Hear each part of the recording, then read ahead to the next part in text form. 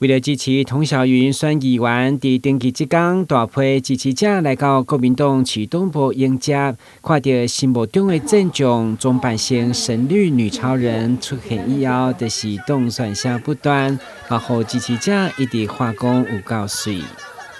這個精神，給咱的第三席出得來，謝謝。好棒哦！有沒有正義超人縣長還要一定會動算動算。正義的發生就是女超人的真正的意義。童小雲在北區擔任8黨里長期間，曾經是里長聯誼會會長，今嘛閣是現任婦女會理事長。加上國民黨為了借重伊的人脈加基層實力，嘛聘伊做台南市副主委，所以除了變議員，將北區、中西區失去的一色討回來，也閣要團結南軍，將嘉龍街送入台南市政府。我們就是一步一腳印。我從政以來，這10幾年來，我沒有斷過。就算我任何的職位，我還是繼續服務我們的選民。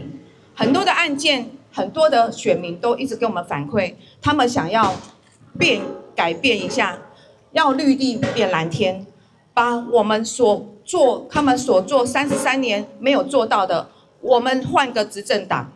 換個我們的謝龍介候選人來執政，希望我們的鄉親可以再次支持我們謝龍介市長候選人，還有我北區、中西區的市議員候選人。童小雲面對北區、中西區7個搶6個競爭，加上對手嘛有偏偏是嘉龍街子弟兵蔡中和，唔過伊強調唔驚被邊緣化，會努力爭取中間選民認同，持續擴大選票。而這嘛是伊今日裝扮神力女超人，要凸顯正義之聲來服務的精神。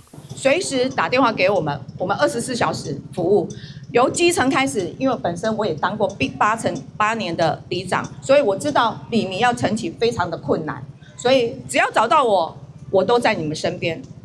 正義之神、女超人、女戰將，國民黨的女戰將，還有我們的所有鄉親的女戰將，謝謝。